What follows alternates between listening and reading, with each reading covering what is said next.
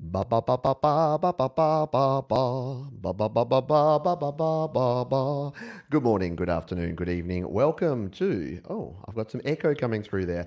Welcome to Studio Live today and another live show for my EP recording. Today we're going to do some faders down mixing. What is faders down mixing? Well, you're just going to have to hang around and find out.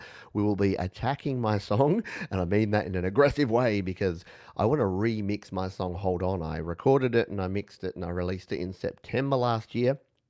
I'm listening to it, I'm playing it back, and I want to go back to the scratch. I want to take it all the way down and then bring it back up. Now, it's a weird thing because you might be aware that what I say here on the channel is that my goal is to help you create, record, and release your best music.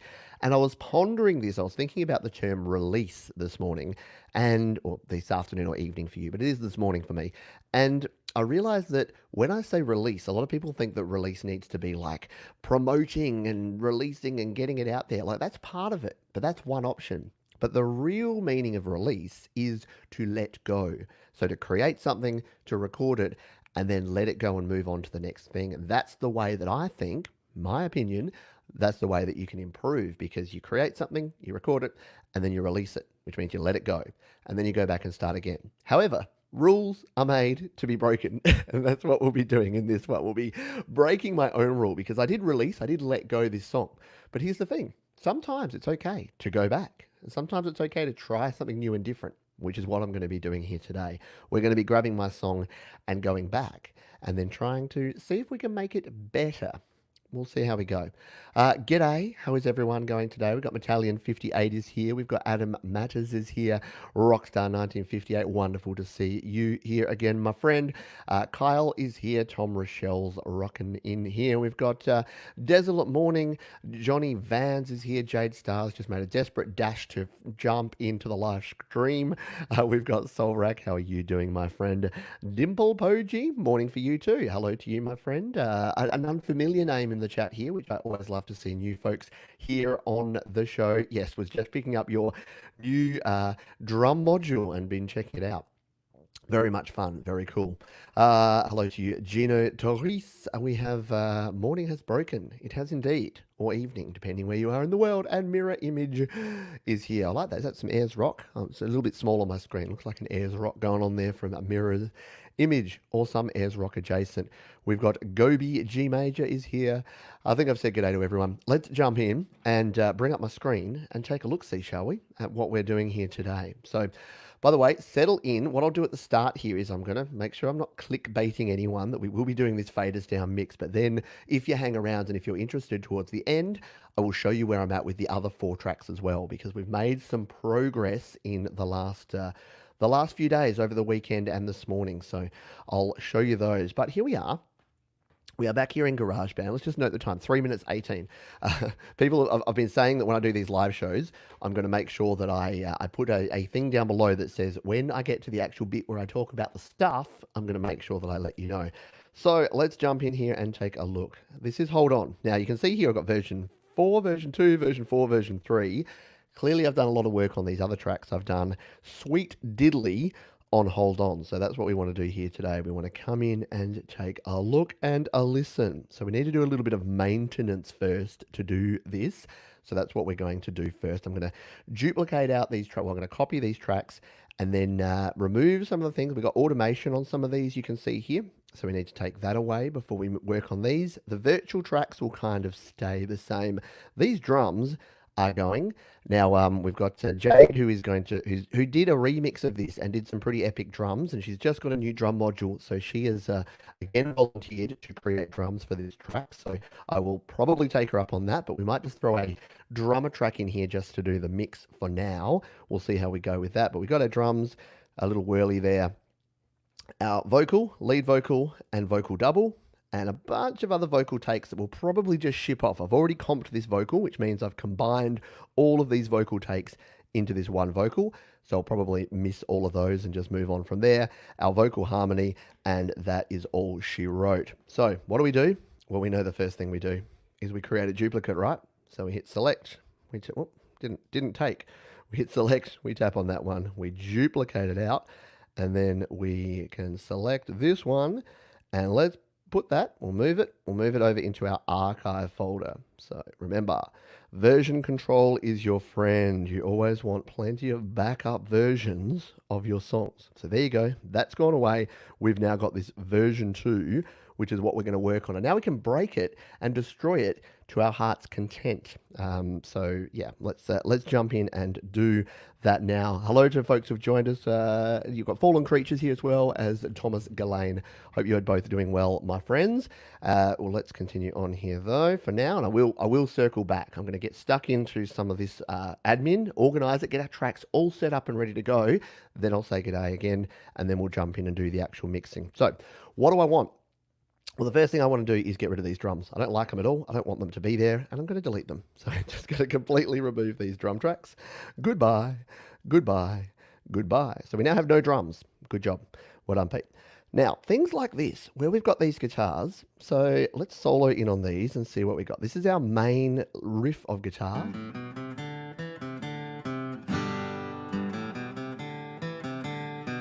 So that's okay, yep. And then this secondary riff comes in here during the verses and choruses. Just doing a bit of that action, which joins this. And let's just check our panning. You won't hear panning, but these are actually both in the middle. So there you go. So we don't have to worry about panning with either of these. Now what I'm going to do is, so that we can start from absolute 100% scratch, is we're going to create some new tracks here. So I'm going to come down here, I'm going to hit add to add a new track, and we're going to create a completely clean track. I might regret this later when I don't have all the plugins that I want, but we're just going to go clean. There you go, we've got a nice clean track. We know we need 2 of these because we've got 2 guitars. So we're going to tap that, we're going to duplicate it, and then we're going to grab this one and we're going to drag it on down. Now you've got to be really careful with this because we know it starts right there on section B. We're going to grab it, we're going to drag it on down, all the way down till we get to this one, starting at section B. And look up the top there, got to make sure it's right on B. There you go. Now we've got this one guitar, it's on a completely clean track, it's completely clean. Grab our second guitar, do the same sort of thing. Grab this one. Now this one, got to be careful, starts at bar 17. Grab this one, flick it on down. Now you won't do this very often. In fact, I don't think I've ever done this before, to be very honest, but I'm going to do it this time around because I just want to completely clean up this stuff. So there's our guitars. We're now going to delete these old ones because I don't want any recollection of where I mixed them or what I did with them. They're gone. And then we can come in here and take a listen to what they sound like now. Completely flat, completely clean. Same with this one down here, completely flat and completely clean. So we can go right back to the scratch, yeah? That's what we're going to be doing. So there's our 2 guitars. Let's bring them back up to where I had them. Whoop, tap and hold, drag it on up, bring it up to the top here, just so that they're my first instruments, because they are kind of what the rest of the track's built around. So drag that, bring it on up, and pop it there. Now, with these ones, I've got to make a bit of a decision here because I might actually try and... I like the Stark amp sim from Clevegrand. So I'm using the stock amps here, but I might play around with Stark. I think that could be a lot of fun with these. So I need to do kind of the same sort of thing with these tracks and put them just onto some regular tracks as well. So... or do I play around with the basic amps? Or do I... Yeah, because if I come into the amp, the thing is, when you're on an amp track, you can't actually remove the amp entirely, so you're still going to be going through an amp. So I can continue to use the GarageBand apps, or do I go to Stark? You know what? I'm going to stay with GarageBand for A, convenience, but for B, that most of you will have, well, all of you, that if you use GarageBand, you'll have the stock amp. So let's squeeze the stock GarageBand apps as much as we can. But what I do want to do is take off the automation. So we'll come in here, we'll take off the automation. We will delete these. Boop, goodbye. Goodbye. Delete all the automation off. There you go. We're back to a flat track. We'll do the same with these. The automation on these was really only to do that end bit. So it's not actually going to have much effect, but when we're remixing, you can't really remix with automation in place because it means you can't balance out your sounds properly. So we're deleting all those. They're all gone. We'll just double tap them, double tap everything to bring it to unity gain. And then there we go. So now let's just see what this sounds like. We'll double tap all of those. If we just went, you can see what's going to happen. You can see by the waveforms what this is going to sound like, yeah? But let's just play just these 5 tracks and see what they sound like, okay?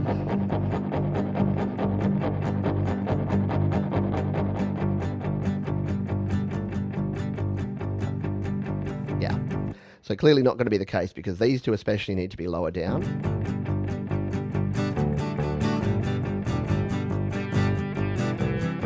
I've got one of those tracks in the wrong spot, don't I?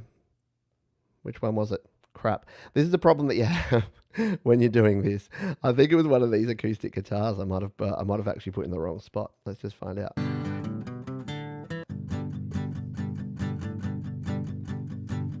They're okay there.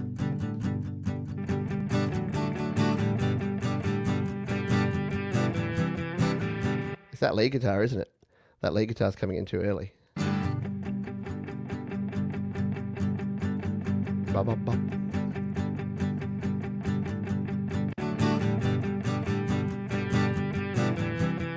Yeah, that should be like on there. How did I do this? Yeah, this is GarageBand does this quite often. It's okay.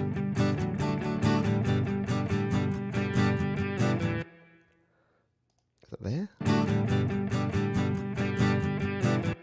No, it's that first one, isn't it? Ugh.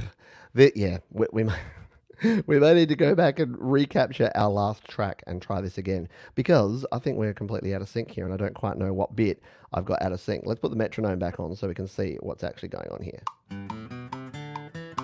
Yes, that's that one, isn't it? So that one, yeah, okay. There's what I did. Can you see that? I had this little lead in and I thought it was right on bar 9, but it totally isn't. It's actually about there. So I just need to work this out and see which one it's going to be.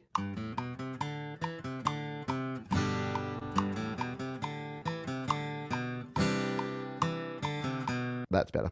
Right, there you go. Word of warning. It can be tricky doing this sort of stuff, but I think we might be back on track. Let's just come further down and make sure that we don't have any issues. If we get further into the song here.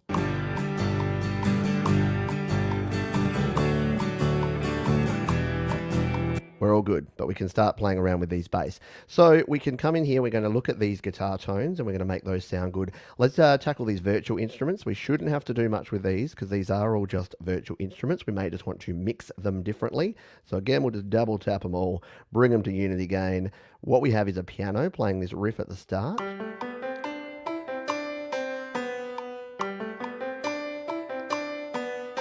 Very, very aggressive piano, which I kind of like in this. So we can play around. Oh, I just kicked my light. So we can play around with that. We've got an electric piano, which is kind of doing the same sort of jive, I think, here.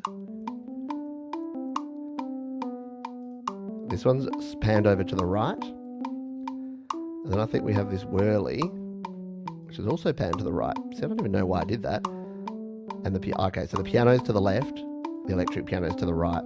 So they're complementing each other like that.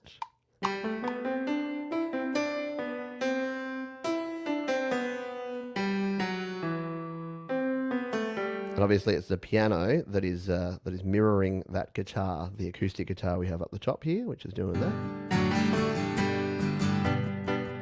And then we do a bit of these little stabs.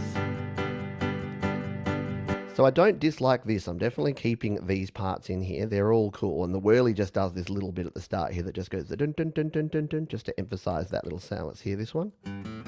Whoop. Can't hear it over that guitar. Hang on.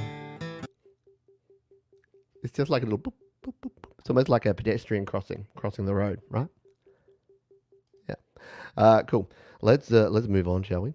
Now, vocals wise, what do we want to do with these vocals? Well, I want to simplify this sucker down because as I mentioned, I comped this vocal track from all the other tracks. I've got this one that I'm using as my complete double. Let's just can all the rest of these. If you're just joining me live, what I've done is I've grabbed my completed mix of the song Hold On and I'm destroying it. I'm bringing it back down to its grassroots, simplifying things down and starting again because I wanted to remix this song. And I don't do this often, but I wanted to do this here with this song and play around with it a little bit.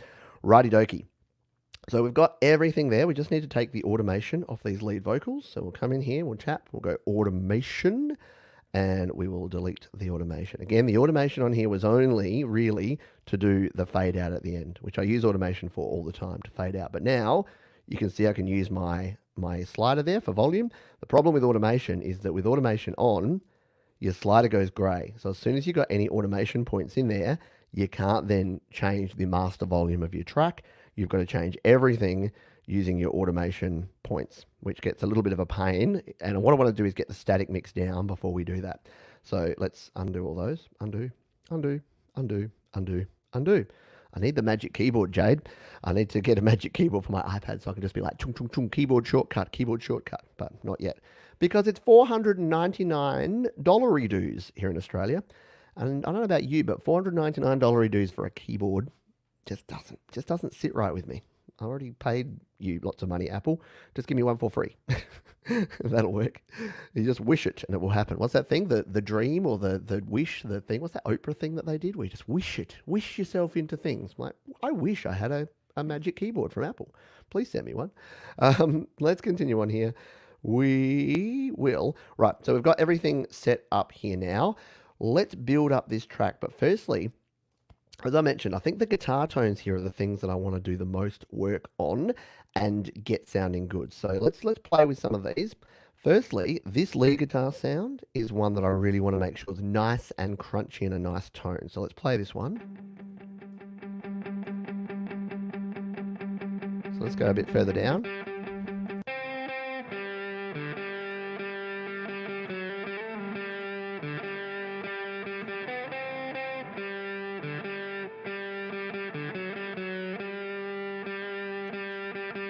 So what I've probably, stop that. So what I've probably done here with these two guitars is I've probably used some complementary EQing going on here. I'm just going to check this.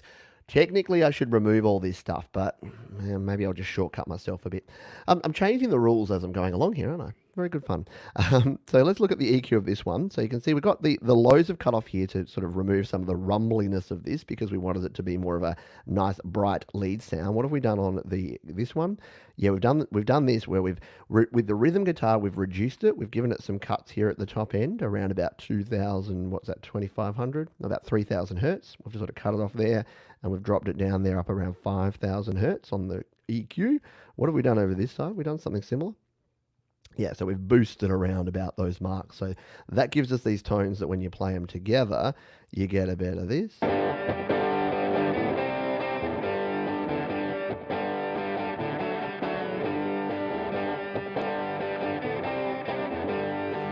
Which is okay, but what I want is I want this one especially to be a little more crunchy, which I'm going to do by jumping into the amp sim here. I'm going to jump into the amp sim, and we're going to play around. So what have we got on here? We got the vintage drive. We don't have a treble boost. We don't have the compressor on there. Maybe we need to play around with some stomp boxes, but you can see it's all based on the power chord. So this is the one. Let's just reset that by coming in here. And if we tap on power chord, so I've added that distortion to make it a little bit more distorted, but maybe I need to play with some different plugins here. Let's just play this tone again.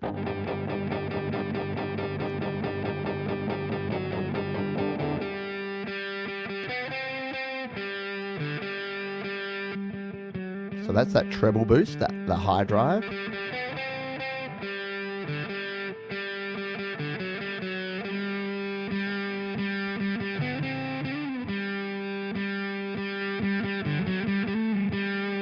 So that's around about the mark I want. But what we're going to do is I'm going to play around. You can adjust the gain dials and the actual EQ of the amp here.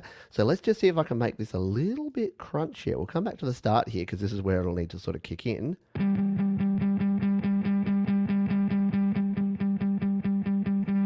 Yeah, I like it with that compressor on.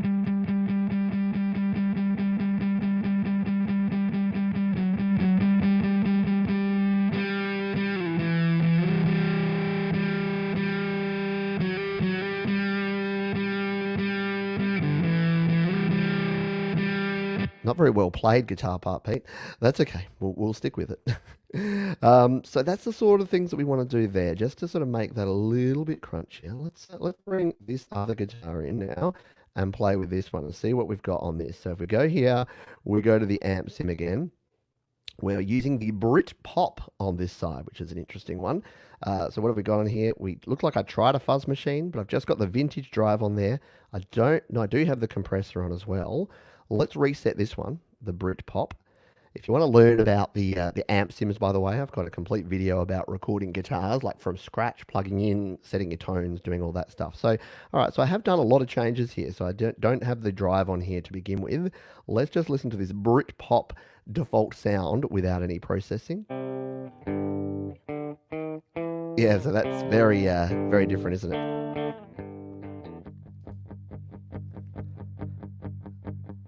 So we definitely need to crunch it up a little bit, but maybe let's just try another one. So that's a clean tone. What if we make this one more of a crunchy tone? Let's play around with some of these, shall we? The Rio Grande is one that I like, more for lead guitars, but let's just see what this does. This does have the vintage drive, and it's going through more of a Marshall kind of amp sound. So let's just see what this one does when we play it.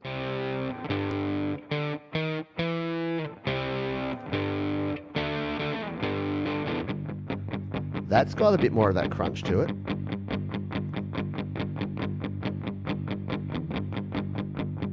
Just turning that presence down because I was hearing a bit too much of that sort of reverb. Sorry, probably didn't hear that. I've just turned the presence down because I was hearing a little bit too much reverb coming through there. And the reverb here as well, we don't need quite as much of that. So let's play that.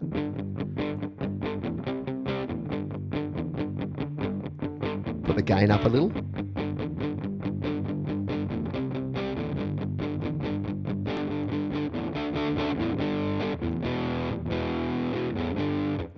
So just a few little adjustments, just up the gain and the output here a little bit. I haven't touched the drive. I kind of like that vintage drive sound we get from that pedal.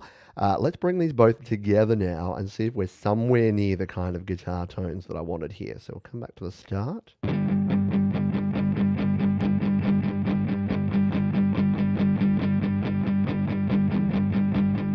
that build up going on.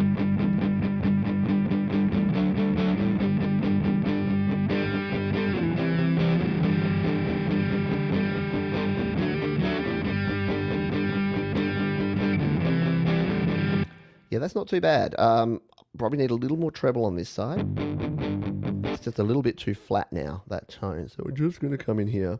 Yeah, we've got a little bit too much on the bass and the mids. Just bring that back a little bit. Give us a little extra treble. And that's a bit better.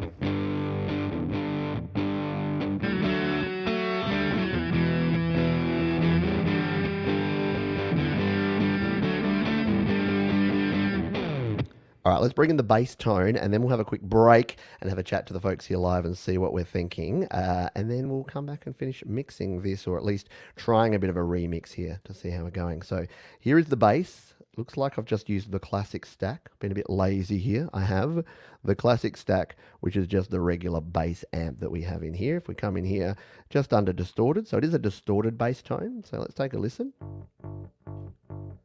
Very simple bass, right?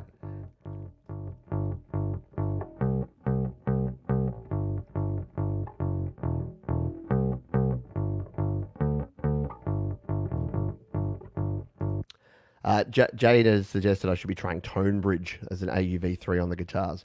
Yeah, and if I move them, yeah, again, it would take me some time to do this. I'd have to move them. Although I could, I could just put a very clean amp on there and then try Tone Bridge, couldn't I? I'll take that on notice. Probably things that I should be doing. So I come back to here. I don't think I need to do much with this bass, to be honest. It's not that I don't love bass, but I just think bit of a crunchy bass tone. Might even be a little bit too much on the crunch side. Just gain it down a little bit. Let's just go with that, shall we? Right, bring those together and see what we got. Boom, boom, boom.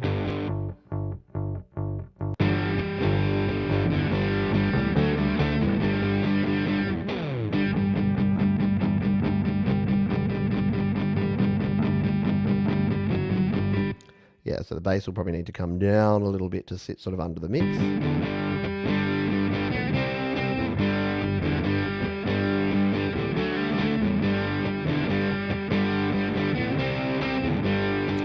So there's opportunity here to improve on this, yeah, which I will be doing over time. I just kind of wanted to show you some of the sort of techniques and methods I'd use here. If you did want to kind of go back and start from scratch and you want to play around with some tone, we can do that. Let's attack these.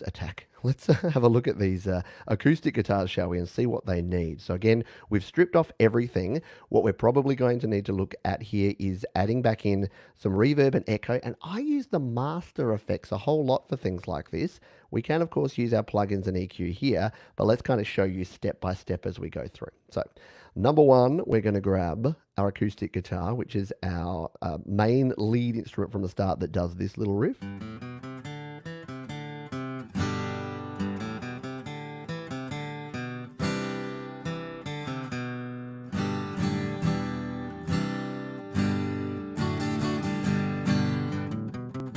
So that was just recorded using my Audio-Technica AT2020, put that in front of the guitar, round about the 12th fret, and that's the recording you get. Now, what we had on there originally was just the standard nice room setting that you have with the acoustic guitar, which is one of the presets here in GarageBand. We're going to dial in some stuff here now. So my master effects is the first thing I kind of take a look at here. I've got the 60s echo effect here as the echo, which I had on the original version. Let's just see if I add in this 60s echo, if this is the right thing for this song, if I wanted to actually use it.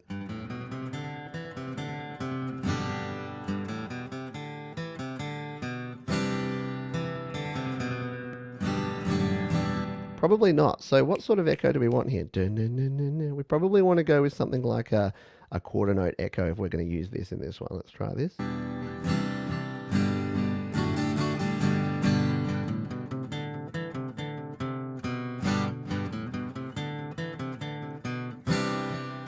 Maybe even the 8th note on some of this sort of stuff. And again, this is what we can set in for the whole thing. We can then customize it when we're using it on each of them. So let's just bring this into a dark 8th note.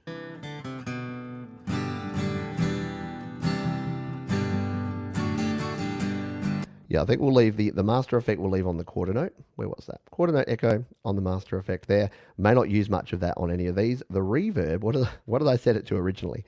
That's echo. Reverb, master echo. Reverb, what's the chamber reverb? Okay, let's take a listen to what the chamber reverb is going to be like on this guitar.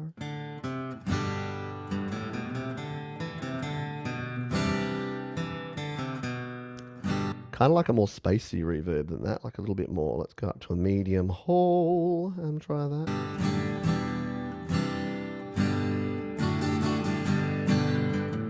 And the reason I'm dialing these in and taking some time here is that I use these as kind of a glue for a mix, which I'll show you a little bit later. I'll dial in the echo and reverb, especially reverb, and just put a little bit on every track. And I just find that it glues the mix together nicely. It keeps everything kind of in the same place. So that's what we'll be going with here. But yeah, I don't think we need much of that for this one. I think we probably need to customize it a little bit. So let's come in here. First of the thing, well, my mouse is going everywhere. First thing is to add some compression to this. So we'll come back to the start here, put our compressor down, and we're going to dial this back. I'll leave the other stuff about where it's at. That gain I'll put back to... Oh, the default gain has gone back to minus. So we'll leave that around 0. So I'll dial this compressor back and just make this guitar sound a little bit sort of flatter in the mix. So this will just bring up the low parts and make it more of a consistent volume. So I don't have to spend a lot of time automating where there's quieter parts within the guitar. That's the main role of a compressor. So if we play on this one.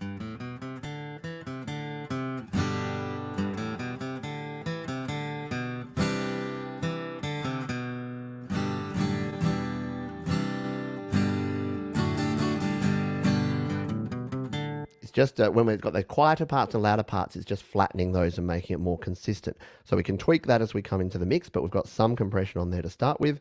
We can then go to edit, and this is where we can start having some fun and adding in some other things. So we will just grab the standard track reverb here, which I like to use. I'm never going to use it that wet. So the first thing I tend to do is put the dry at about 80 and the wet about 20. And let's just take a listen to this here.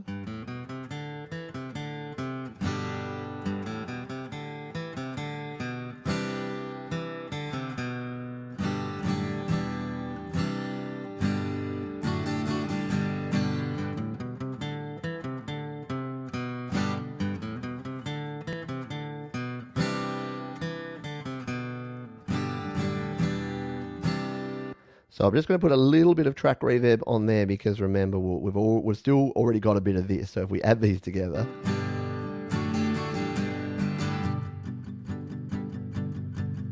you kind of get that doubled up effect of having your track reverb and then your master effect reverb on there as well. So they're usually the things I'll add to some acoustic guitar, is generally just a compressor at the front there, a little bit of track reverb, and then if we come in here to the EQ. Now I had a discussion during the week with folks to say, do you EQ? And I'm interested to know your views on this. Do you EQ at the end of your chain, or do you EQ up the top here because you don't want to be adding reverb and adding effects and adding compression to the sound until you've actually sculpted it? So I've always just had my EQ at the bottom because most of your effects chains have the EQ at the bottom in your software. But what do you use? Do you go to the top? Do you go to the bottom? I'm not sure.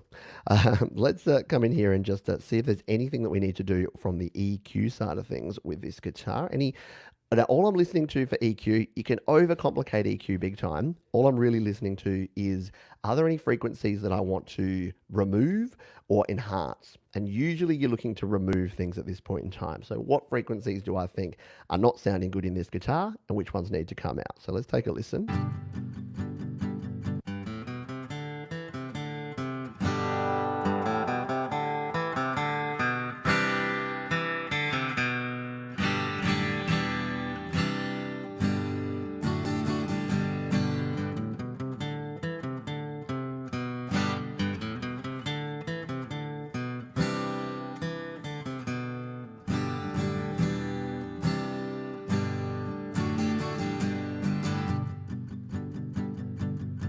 And I'll tend to do something a little bit like that. And again, it's all, the thing with this is, and this sounds like Pete's getting a get out of jail free card, but the thing here is it's whatever you think is sounding good at the time. And you can spend too much time just going, oh, what about that? What about that? What about that? Bit different options, or you can just get stuck in and try something and then tweak it as you go along and just get something that's working to start with. So I'm going to go with that for this guitar. For now, let's come to the second guitar here. Now this one we might need a slightly different sound for, because this is playing more of a, just this kind of sound throughout most of it. Come a bit further down. It's basically all it's doing here. It's almost like a bass part, right?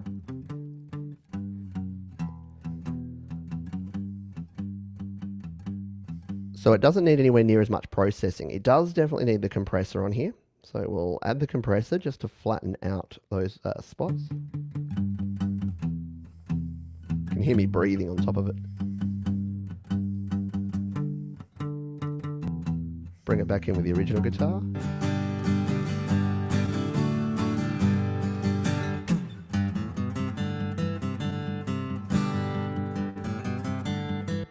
And again, just giving it the reverb that we had on that that master effect reverb.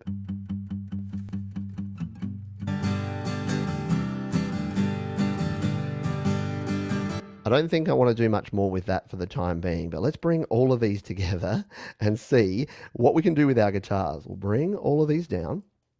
Now, when you're mixing stuff up here, when you go to Unity gain, like if I brought these up, let's just show you. If I brought these all up to 0, now obviously this one's been recorded way too hot and this one's slightly too not hot. So if I was redoing these guitars completely, I would have turned my input gain way down because this is borderline clipping. But we're going to go with it for now. We'll leave it in there for the time being. But yeah, I would probably reduce that down now. But if we play all of these as they are, it's going to be a bit messy.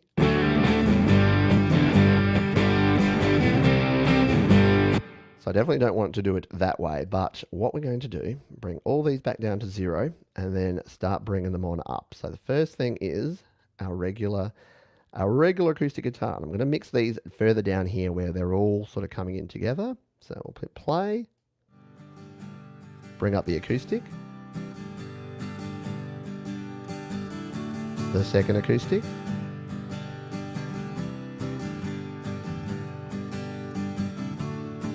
bring up our left guitar,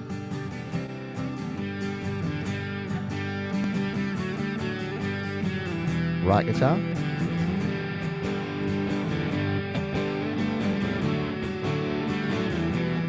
and our bass.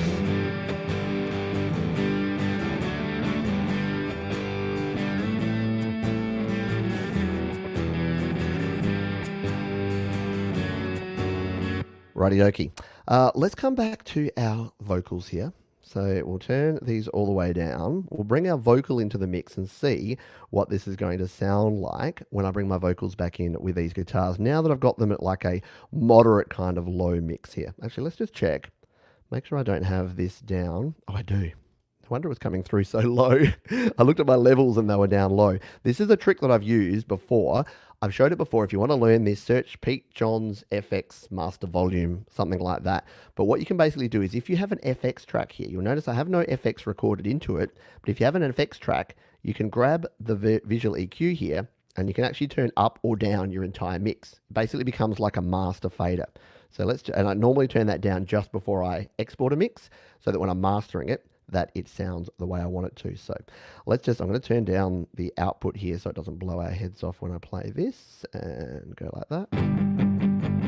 That's better.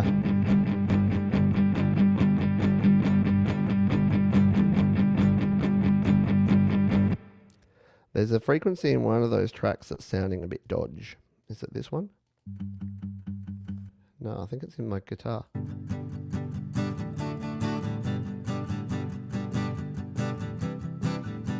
Might just be the higher frequencies. I might have boosted this up a little too much at the end here, or maybe we'll just bring that back down for now. It may not have been that.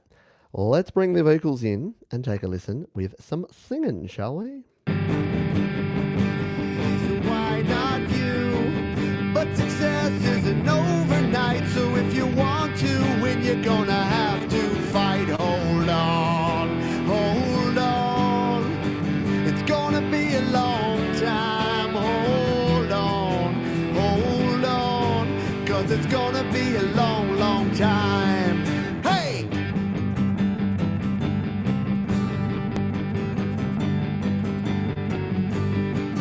There are times when you might give in, thinking that... Right, so it needs the piano back in. It needs some drums, clearly, which we'll add in a moment before Jade does her magic and actually adds some drums back in.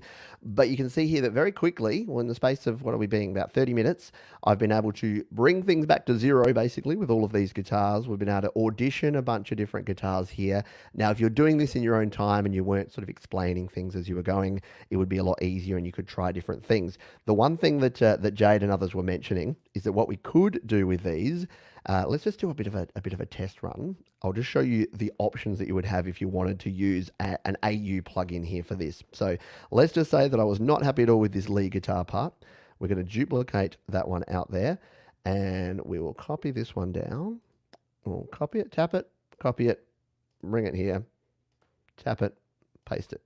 So if we wanted to completely sort of reset this, we could just grab this. Now, you're better off doing this on an audio recorder track, but if you were on an amp track and you didn't want to bother doing anything with it, you could come in, where are we? Come in here and just go clean and just put it on the cleanest sort of sounding, just like the clean combo. Boom. And then your guitar is going to sound clean, like so. I'll just unsolo those, and I think I have my vocals. Yep. So your guitar would just sound like this. It's just going to be a very clean sound. Still got a bit of that buzz of the amp there. In fact, let's go the whole hog. Why not? I'll show you what I would actually do here. So we'd go here to an audio recorder track. We would add this. We would go to a clean track under fun, like so.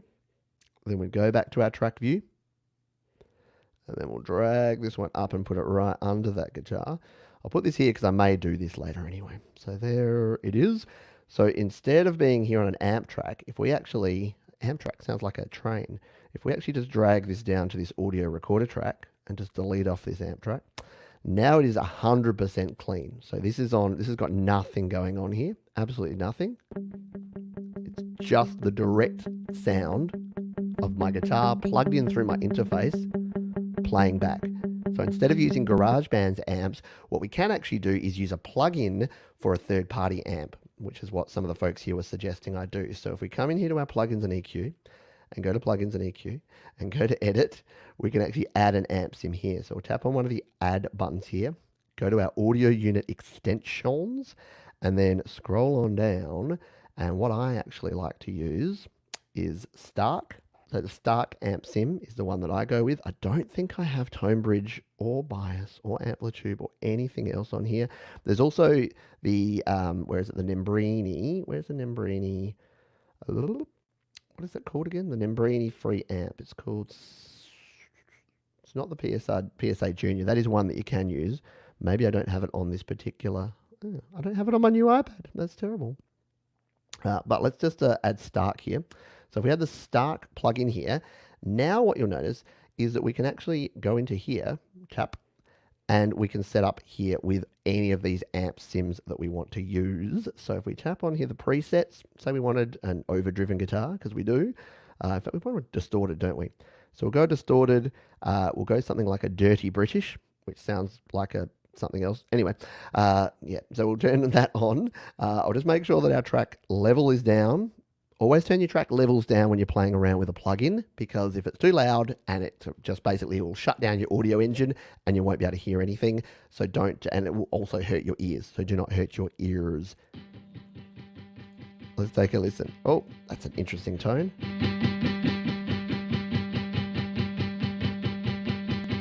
So probably not the sort of tone we want for this one. Let's come a bit further down.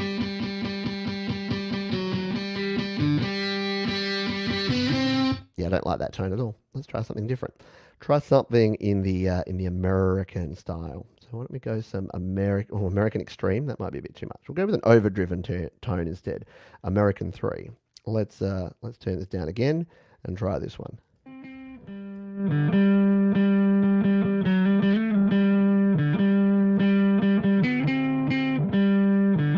That sounds pretty cool. And then you can add different pedals and things. So if I wanted to kind of distort this up a bit, we can add a distortion pedal here and we can...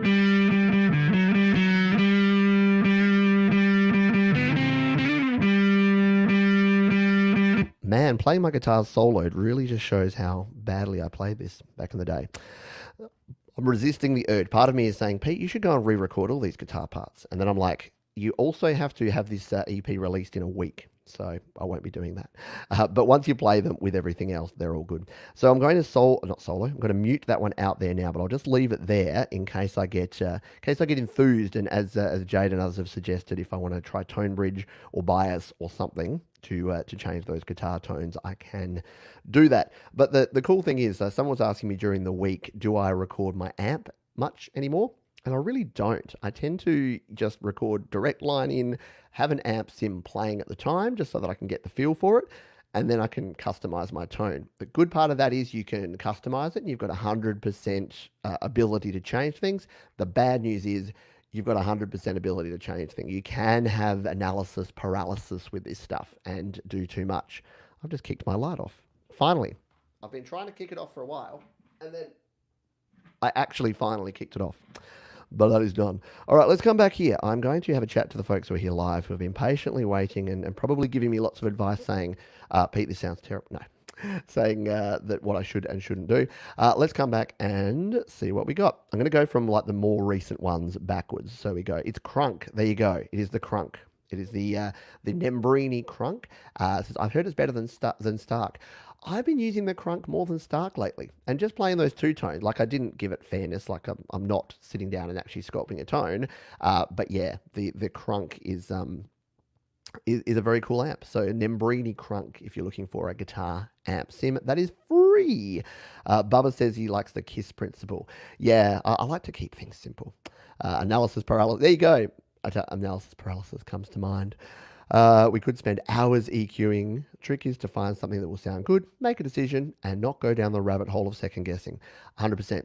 And if you missed the start of this one, I did say that it's rare that I go back and do this. I'm more doing this as like an experiment, because I want to see, can I do some things that are going to make this song sound different or better, or like a different mix from the original. Kind of been inspired by folks like Jade and Case and Sion and others who have done remixes. Patrick, who did remixes of this song. I wanted to just see what I can do to squeeze a little bit more out of it and get a little bit more going on there. We've got, Johnny Vans is jumping in and saying some good things. Just having a chat amongst yourself, which is all really, really cool. Got Belinda Carlisle references going on here. That's interesting. All I'll just see if anyone's got anything else to say. Yeah, so back to where Jay was saying, yeah, we should be trying some things. So I did try the AUV3 with Stark there. I'll try and download Nembrini's Crunk in a minute, or at least later today, maybe off camera. Then we'll do that. Hello, Fallen Creature. Really looking forward to this EP. Yeah, hopefully we can get it going on and do it and get it happening in the next week because we've got it for a week. Johnny's got a question. If you were to send your tracks out for someone to mix, they'd request that those tracks were all the same length. How would you go about that? You would merge. You would absolutely merge. So I'll show you a quick demo in a moment, Johnny, of what you would actually do.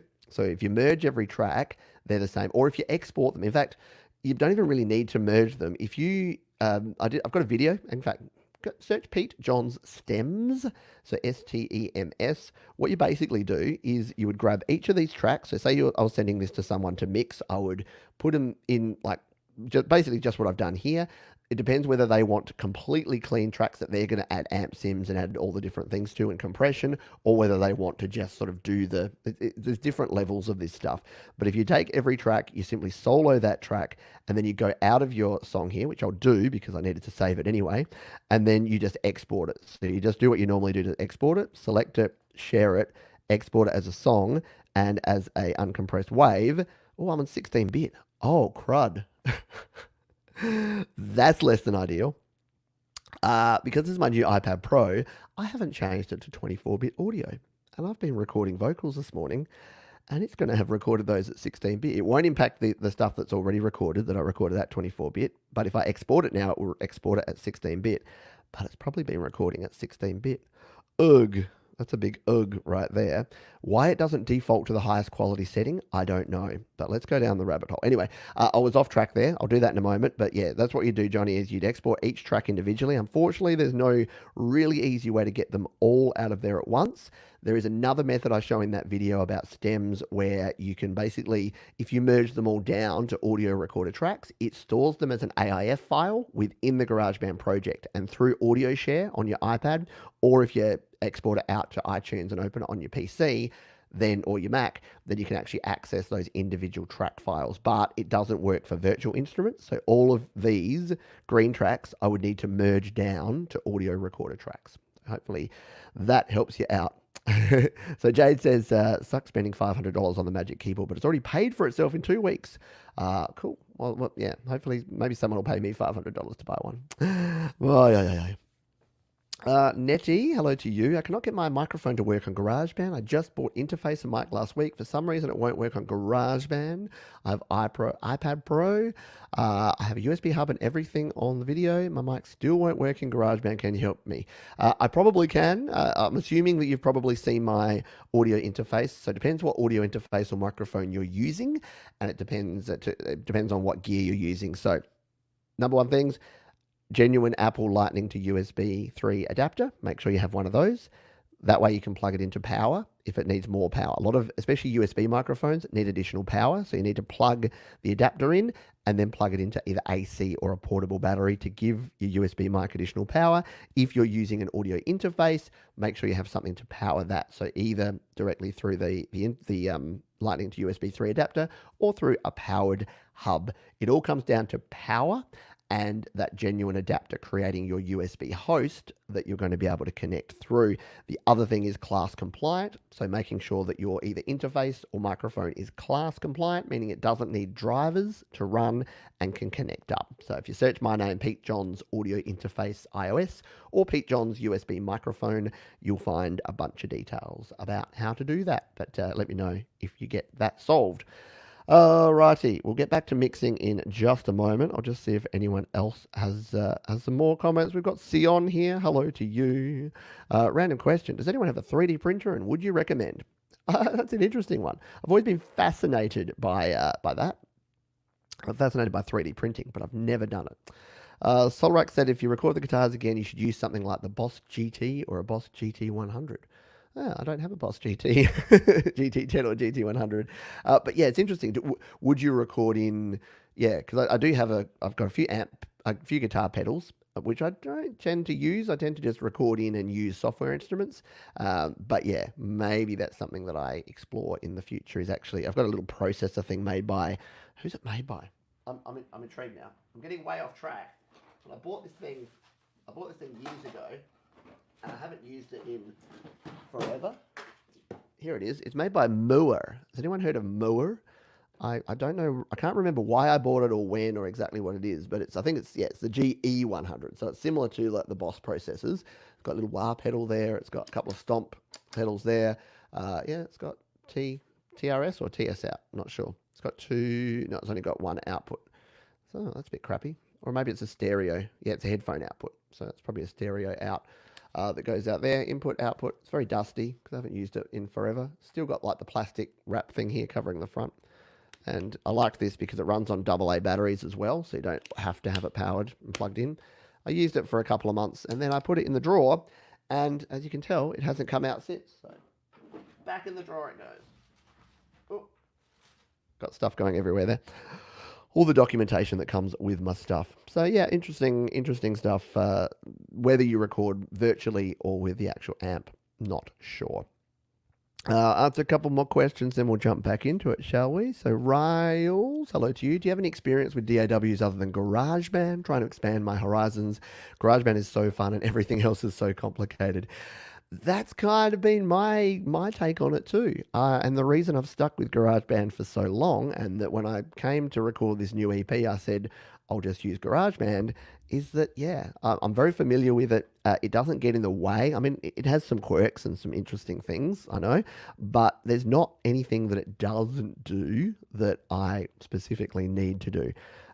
So that's why I stay with GarageBand until I reach the point where I'm like, it's limiting my creating, then I'll definitely move. I'm not stubborn and I'm not stuck in my ways so much that I'll say, I will never use another piece of software. I used to use Reaper on my PC. Before that, I used something called Cakewalk Music Creator, which is like really old school PC app from like 15 years ago. So that's what I started with. And before that, I used a 4-track recorder, like way back when. Tascam Porta Studio for the win. So yes, I like GarageBand. I'm using it at the moment. We'll use it for a while. Yeah, I'd never seen it before either, and I kind of forgot that I had it. So yeah, it's kind of cool there. I think we're cool. I think we're caught up today. Hello to David Tors. Whoops. Michael Cope, hello to you. And David says, hi, it's Steinberg. You are 22, Dave. I hope it's all working for you, Dave. I hope things are going well there. I know people have to say, hey, I'm the guy with the Steinberg. You are 22. And I'm like, I've recommended that to like hundreds of people. And they're like, oh, I'm Dave, the Steinberg. I'm like, oh, Dave. Yeah, cool. So, yeah, it's always fun. All righty. Let's continue on. Why do you only use GarageBand and not desktop version or Logic? I don't know. I like it. I like my iPad. I like the portability. I've talked about it before. I like the ability to be able to do things on the go. I do a lot of walking. I'm always out and about with my phone. So I love GarageBand because I can, like this afternoon, I'll send all these mixes over. And this is a good reason why using the stock plugins is cool. Because some of these are only iPad plugins. But if they're all stock plugins, I can then just send these mixes. Well, they'll save them. I'll download them on iCloud Drive, put them on my phone. I can walk around with my earbuds on, listening to them, making notes, making tweaks in real time, come back to the studio, plug back in here, and I'm good to go again. So that's the number one reason why I go with the iOS world as opposed to GarageBand or Logic on a Mac, or going back to Reaper. Reaper is a great DAW on PC. If I was doing like 32, 64, 128 track pop music or whatever, I would just grab Reaper because, yeah, it's limitless in what it can do. Whereas the limitations of GarageBand are actually really good for my music because it stops me from going too far and doing too much, having those 32 tracks, knowing that there's things that I can do and can't do. That actually really helps me out.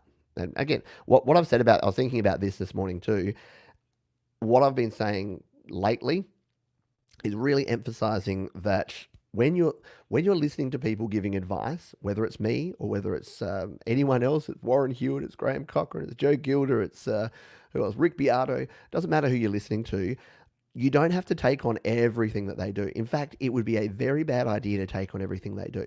There's some people that like some of my stuff but don't use GarageBand, and that's 100% cool. There's no way that I would try and convince those folks to come over and start using GarageBand if they're already creating using something else and it's working for them.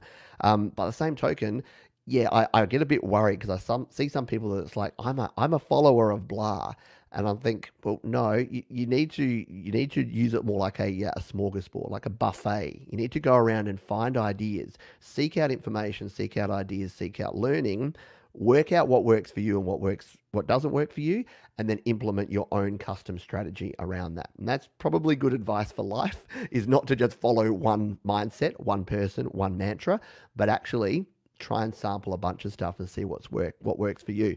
I do complete tutorials and videos here, and then people will put in the comments, hi Pete, thanks for this. I tried it and it sucked and I hated it and I never want to do it again. And I'm like, awesome. You tried it. You now know that that doesn't work for your workflow. That's as good as learning something that does, because now you know that doesn't work for you. Now you can go away and try different things and work out what does work for you. So I got way off track there, but I occasionally rant, in case you didn't know. Let's get back to this track, shall we? Because we need to get a bit of a mix together here, and I want to get something I can play us out with on this show. So we're going to come in here and take a listen to these pianos. I don't think I need to do a whole lot with these, because the beautiful part of the virtual instruments of GarageBand is they already sound kind of good. The one thing I may do is I may change this grand piano to the classical grand piano, which is, you might think is a bit weird. I just like the sound of the classical grand a bit better. So let's come in here. The way we do that is we tap on there, we tap the piano, and we bring in the classical grand. It's just going to have a slightly different tone on this. Let's have a play. Just a little bit of a softer kind of tone here. Come back. Let's put it back to the regular piano. I'll do that for the next part. Here, that's a little bit more of that modern piano sound. We'll go back to the classical grand.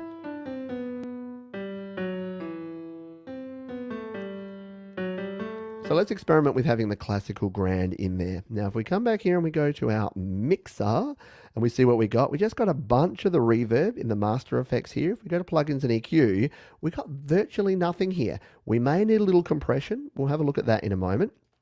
Let's have a look at this electric piano. Same sort of deal here. We don't have anything in the way of effects, but remember, the effects sit within the virtual instrument. You don't have to add it. If it doesn't need it, don't just go in and go, everything must be EQ'd and compressed and reverbed and delayed out the wazoo if it doesn't need it. Especially your virtual instruments, they already have a lot of that added. So let's come out of here. Same thing. So we've got a little bit of the echo on here. And in fact, that might be cool on this electric piano to have a bit more. Now that we've changed that echo, as you would have seen before, to the quarter note echo, which I think will sound better with this. Let's just experiment with a bit of this.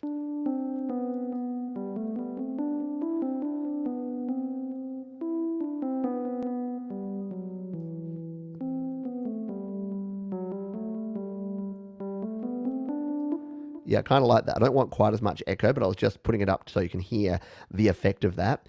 And then bring the reverb down a little bit, put the echo down a little bit, hit play.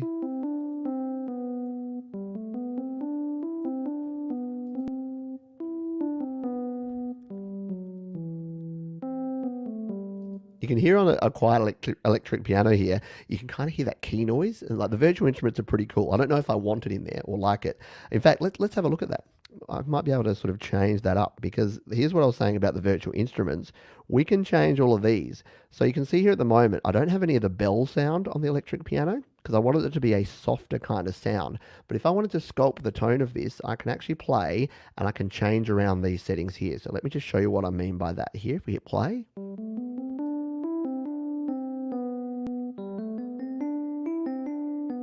You can add that bell in, turn it completely off. Add some more chorus. I don't actually mind a bit more chorus in there. And then we've got our tremolo, which is the volume going in and out, which is not really going to work for this one. But yeah, a little bit more treble, chorus, and a little bit of bell. Now the decay there, if you've played around with this before, turn the decay all the way down. You get that. It's still attacking right on there, but the decay, there's none there. If we turn it all the way around, it basically stays on with the note. We want it around about there. All right, so that's, and again, we're spending a lot of time on things that are going to sit in the mix, but we probably don't need to spend a lot of time with.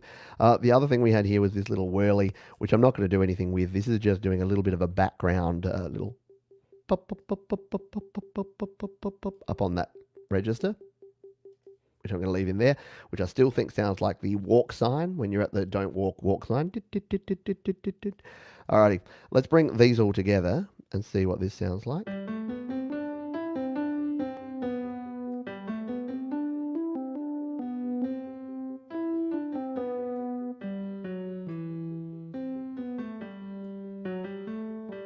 I like that piano a little bit softened by that. I think that's going to work well. Let's bring these back into our mix. So we'll grab our guitars. We will grab all of these and bring them back in. And maybe my vocal too. Let's just start mixing this sucker up, shall we? We'll come here into the first verse and just play it through a little bit and see if we can get a nice balance on this one. Life is long and you have much time. You're in a rush and you don't know why. You want it all and you want it now, but you doubt your talent and you don't know how. Look around at what others do. Think it's easy, so why not you? But success isn't overnight, so if you want to win, you're gonna have to fight. Hold on, hold on. It's gonna be a long time. Hold on, 'cause it's gonna be a long time. Hey!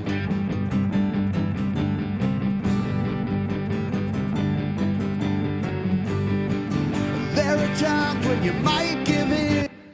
That's sounding not too bad. Now, you won't be hearing stereo. I apologize again. StreamYard, they won't heed my warnings and give me stereo. Give me stereo. So when I'm using this system where I can actually have the chat and I can have the split screen and I can do all that, it's only mono audio. So you won't hear the panning. You'll only be hearing it down the middle, but it still should sound decent quality. It's coming through my mixer. Now, you'll probably notice that at the top, when you're watching the output meter here while I'm playing along, don't get obsessed by this, but it can be a good indication if you're leaning too heavily to the left or right. Obviously, listen with your ears, not with your eyes. Eyes are for looking, ears are for listening. But you may pick up some things just by checking this if it's very heavily weighted. So what I was hearing is in the louder sections, because this guitar is much louder, even though it's down lower than this one, what I probably need to do is either drop the volume of this or bring the volume of this one up a little bit, because this one here, boom, is, actually no, it's the opposite way around. I must have enough compression on there that I've balanced it. The one on the left was actually up too loud, and the one on the right, being a different tone, was not coming through as loud. Let's just play this section again and just watch the meter at the top here and just see if you can tell, is this leaning too far one way? It can bounce around, but you don't want it like constantly being one way or the other. Let's play again. Think it's easy, so why not you? But success isn't overnight, so if you want to win, you're gonna have to fight. Hold on, hold on. It's gonna be a long time. Hold on. Yeah, I like that. You can just hear, like, what I was missing before is there wasn't enough definition because I didn't have enough compression on these guitars, because the tone wasn't cutting through enough. They were sitting under the mix. Now, the proof of the pudding will be, can we actually keep this all together and add some drums in? So what I'm going to do here is actually, firstly, let's add back in. We don't have the backing vocals. Let's add the backing vocals, and then I'm gonna whip up a drummer track, because I've done that before here, but I'll just see if we can do a quick fire, like 5-10 minute drummer track and add it to this so that we've got a good static mix here, good to go. And then, yeah, I know Jade is itching to give me her drums, or to maybe re-record the drums using her new drum module. So I'll flick the project to Jade, and we can do I was about to say, we can do a drum off. Will Pete's 10-minute drummer drums or Jade's actually recorded drums be better? I know where my money would lie. Anyway, let's just add in these vocals. So actually, that one's our double vocal. So let's come to this one firstly. This is our harmony vocals. So let's listen to these together. Hold on. It's gonna be a long time. Hold on, 'cause it's gonna be a long time. Hey! Now that one was clearly just the double vocal. That one wasn't even a harmony vocal. What is this one down here? I've got to remember what these are. Living in fear, hold on, hold on. It's gonna be a long time, hold on. Also just a double.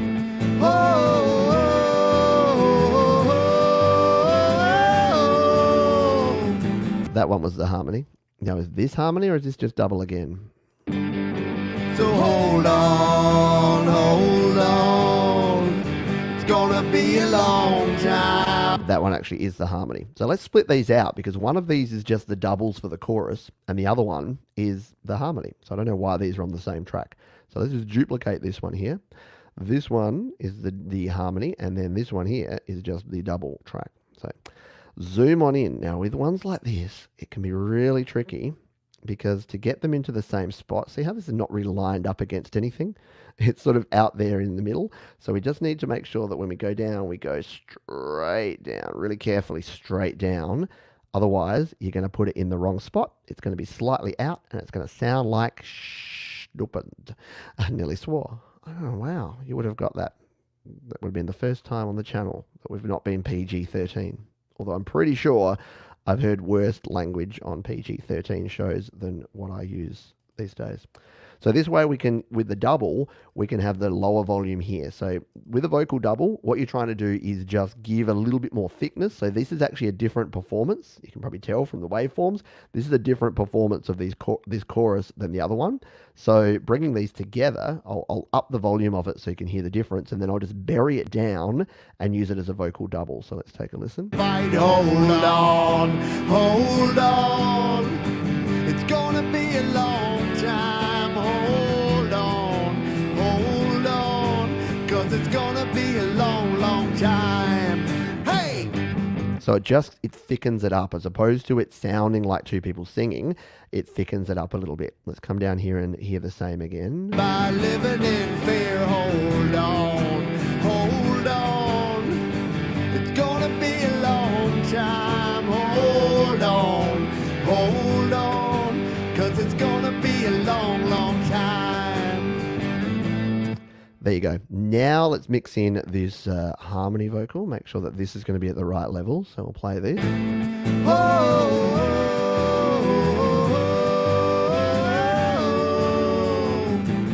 They say About right. so hold on, hold on. It's gonna be a long time. Hold on, 'cause it's gonna be a long, long time. Hold on. About right there too. Okay, I think we're good here. Now this one was just an entire double vocal that I haven't bothered bringing back into this particular mix. We can have that as a bit of a spare. So let's just chuck that down the bottom in case I wanted to thicken up the verses or do something a little bit different. We'll go with that. Let's add in some drummer. So drummer track, we just hit plus on here. Now I've done a couple of videos on this before, so we'll try and race through it.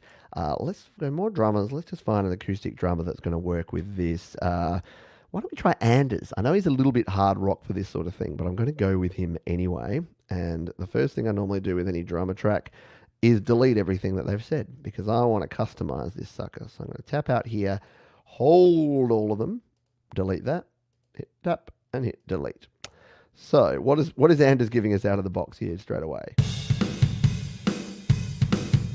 Yeah, a little bit heavy Anders. We'll come in, we'll do something like the Spellbound perhaps.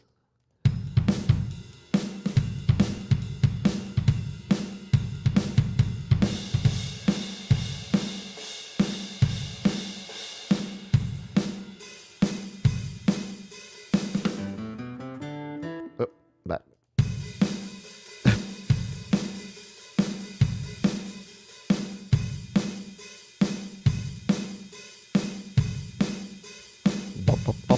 That's about where we want it. Not as loud.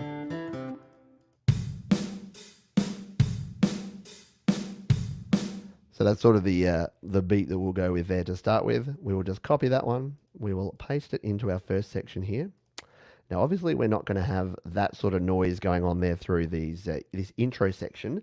we're going to probably want to just have a bit of a hi-hat and a kick drum pattern. So we'll just throw it on there and let's just see what we get out of the box.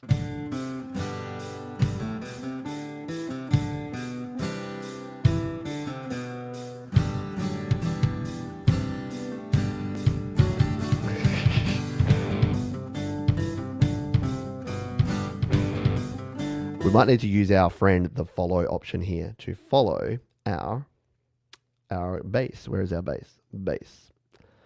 And look what it does. It actually analyzes that bass track. You might not have seen that before because it does it so quickly, but it analyzes the bass track, it finds the peaks, and then it will follow along with that bass track. Let's see how good a job it did here. Oh, you know what it's not going to do? Because I'm not actually playing any bass, it's not giving me any kick drum. Now it is.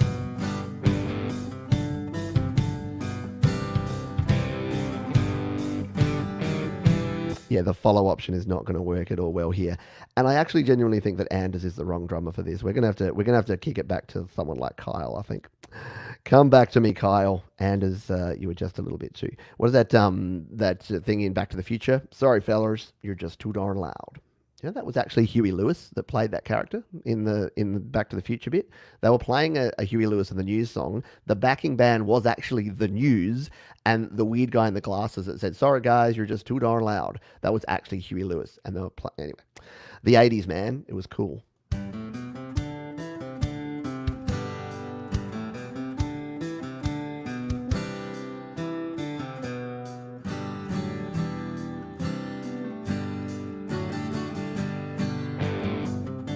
All right, we're going to go with Kyle, and we'll just whip something up here, just so that we have some drums to listen to. We'll copy. So we're just going with the intro there. We'll then bring. Oh no, I won't create. Delete. Split it. This is the problem when I get experimental when I'm doing these live shows. So there's our hi-hat. And then we want to bring in the kick drum on the hi-hat. Make sure we've got the right sort of kick pattern.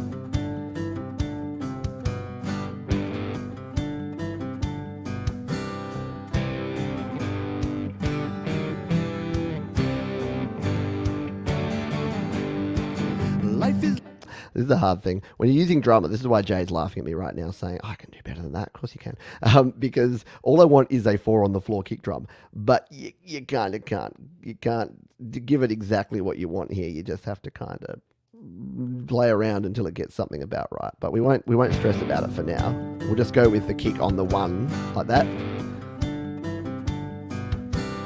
And then we'll add the fill, so it should fill it towards the end here. Yeah, which is going to be a bad feel. But let's just, again, we're just going to whack this in now so we've got something to listen to as a backbeat as we go for the rest of the song. Let's just dial this in here. Bring it up onto the kick drum and the snare drum for this section. I still want to say bass drum. Does anyone else say bass drum still, or is it all kick drum now? I think the Americans have always said kick drum, British and Australians say bass drum, but I think because so much stuff online is American now, all I hear is kick drum. Any bass drummers? Any people that use bass drum here in the crowd? Life is long and you have much time. You're in a rush and you don't know why. You want it all and you want it now, but you doubt your talent and you don't know how. Look around at what others do. That's not bad. I just don't like that kick. It just needs to be simpler than that. Is that as simple as bringing it back here maybe? Let's try that. Life is long and you have much time. You're in a rush and you don't know why. It's giving us a double kick there, but that's okay. Let's copy this. It's still better than the drums that I did originally on this song. They were just awful. They were terrible. I don't know why I let myself release them. But that's okay. It's all right. I don't beat myself up on this stuff. I just move on and do something different. Have to fight, hold on, hold on. All right, so let's move it up a little bit, and now we can just make it a little bit more complex here in the chorus. Have to fight, hold on, hold on. It's gonna be a long time. Hold on, 'cause it's gonna be a long, long time. Hey! All right, we'll bring this back in. We'll come back to, I like the idea of just bringing the little chick back in here. Don't worry, we'll be about 5 more minutes and then we'll actually get to listen to it, and then I'll answer any questions or comments that you may have here. I just want to get something here that we can listen to. Time. Hey!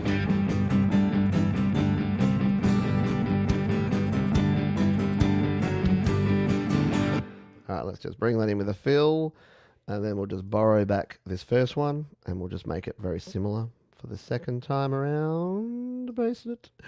Doom, doom, doom. Maybe just add some more fills in, just give it something a bit different. We'll just assume that's okay, and then we'll come into this next section. We'll copy, and we'll paste. This is like playing drummer roulette. In fact, let's just do that. Let's just see if we can. If we just play a little bit of drummer roulette and we see if it gets anywhere close to what we actually want here at the end. Is that gonna Hold on. It's gone. All right, the next section is our little bridge. So we probably need to like try and get like a half section, a half speed kind of kick and snare here. Let's just try that. Yeah, good. Come on, Kyle. You're doing your thing, Kyle. Except then we have this this bit in here. They say, get rich, buy a car, a house, a diamond. Which I'm going to have to totally customize that bit. But I don't have time, and I'm not going to waste your time doing it here. So we're just going to do the rest of it. I think this is where we just need to be back with our hi-hats, isn't it? Yeah. So, Yeah, I just put a whole bunch of fills in there. All right, now I'm just having fun with this. All right. Bring that. Boom, ba-dum, boom, boom, boom. All right. And then there. hold on. It's gonna be a long time. Hold on. 'Cause it's gonna be a long, long time. Hold on. Kyle's doing an okay job. I'll give him that. Gonna be a long, and it's gonna be a long, long time. He's not going to be able to handle that end there because we slow right down there. Yep, Jay, this is your job. I'm going to have to borrow/steal Jade's drums to add to this track. But I just wanted to show you how we could mix in some drums to at least get the level sounding right and use one of my favorite plugins. I know I said I was using stock plugins for most of this, and I am. But the one drum plugin I love using is the FAC Maxima. So I'm just going to show you what that can do to some drums. Gonna be a long, yes, it's gonna be a long, and it's gonna be a long, long time. Stop, Kyle. Stop. All right. Bring it back there, Kyle. Gonna be a long, long time.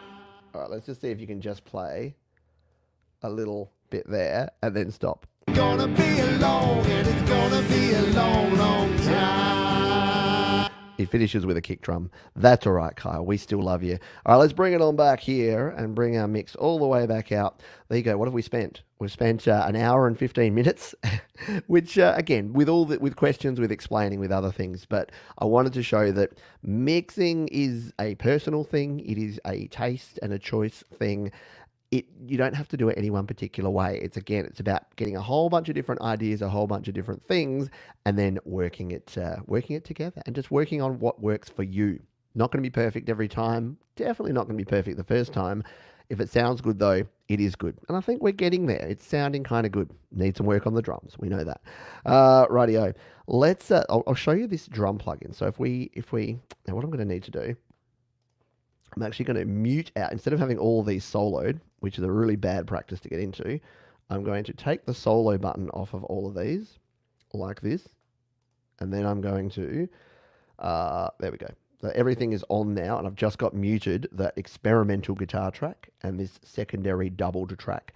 Now I can actually mute and just play the drums. So if we come in here and see what Kyle's cooking up in the kitchen. Oh, Mickey, you're so fun. Every drum sound sounds like that, doesn't it? So if you've got a drum sound and it's just not cutting through, so listen to these drums in the mix here and we'll see what they're doing as far as cutting through goes. Life is long and you have much time. You're in a rush and you don't know why. So they're okay, but they're sitting underneath the mix a little bit. Now, there's a couple of things we can do. We can just turn them up like this and go like this. Have much time. You're in a rush and you don't know why. You want it all and you want it now, but you... So they'll be okay there. But we can use either compression or we can use a plugin here that I really love to use, which is the FAC Maxima plugin. So let's come in here to these drums. We'll solo them again. At the moment, again, down at that volume, they sound like this. We can turn them up. But then you risk sort of getting a bit of a clippy kind of sound, and I don't know. I don't really like doing that. You can just use the compressor if you don't want to go out. So if we compress this, we can actually get a little bit more sound here. Get that fatter kind of sound. But again, if you start over compressing, then yeah, you're going to start getting that pumping sound, which might be what you're looking for. But instead of the compressor, what I love is my main man, Fred Anton Corvest, makes some cool plugins, including this one here, the FAC Maxima. And this has some great presets. Don't be afraid to use some presets. Presets are cool. If we come into the Maxima here, you can see it's actually going to give us this. We'll turn it off so that you can just see how it works. Whole bunch of different things that we can add in here. I've got a video where I show you how to use all of this. But if we play it here, what we can do, it'll show us that, and then if we turn it on here, yeah, right? Turn it back off. It's like, it's night and day, isn't it?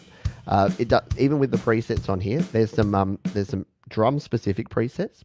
So what I tend to like doing here is just bringing it straight in here, throw on the FAC Drums Classic to any drum track, and it's basically just going to make it sound cooler.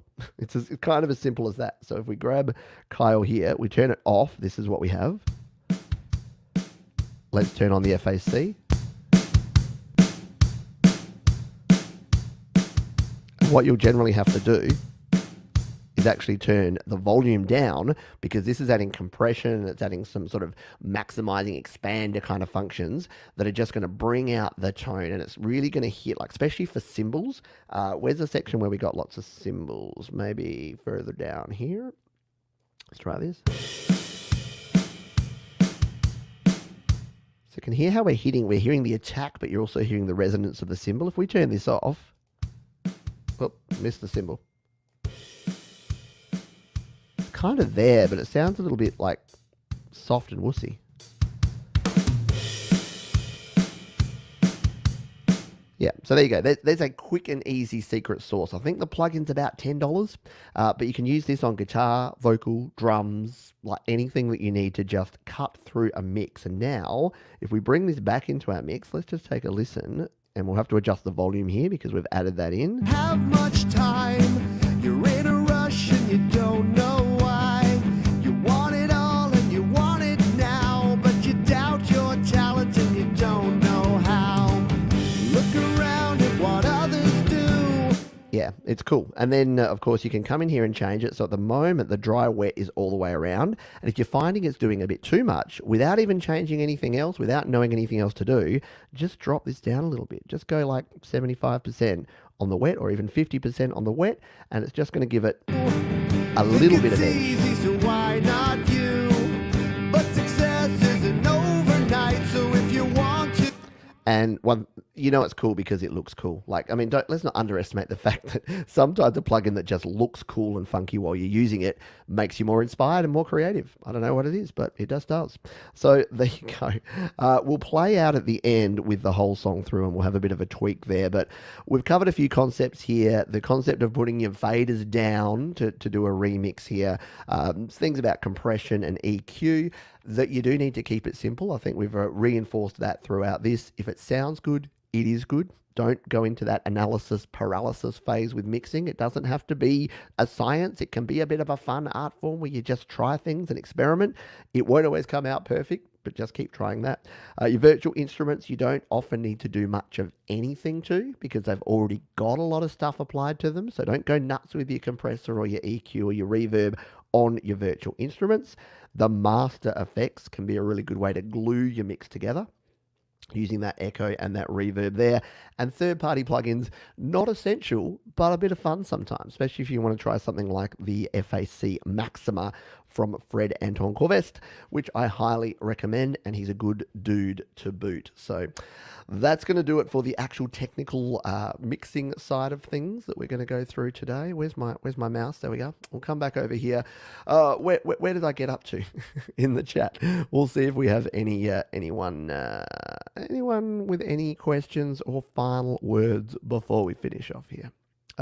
Actually, I did promise at the start that I was going to show you some of the other tracks as well. So maybe we'll have a quick sneak peek of the other tracks, and then we'll finish off with that one as well. So we've got some folks helping Riles out there. I've found the spot that I was up to before with FL Studio, Cakewalk by BandLab, some other options that you can do. Michael's got a question here. How are you monitoring a powered USB hub? Yeah, so I did think that some folks may be interested in this. Once I've got my setup all sort of exactly as I want it, I'll let you know how it's all going. But at the moment, I'm using the genuine Apple Lightning to USB-C multi-AV adapter, which has USB-C, USB, and HDMI. So I've got that hooked up there. I'm using the screen mirroring reflector to show you my screen. That's what enables me to do this sort of magic and show you what's happening on my iPad screen. So we've got that set up there. We'll come back to here. Then I've got that plugged in through my powered USB hub. So I've got my 10DAC powered USB hub there, which has my mouse and my Steinberg UR22C audio interface plugged into that. The Steinberg is over here, and it's got my mic and my guitar plugged into it. If you follow me on Instagram, you've seen the setup that I've got here.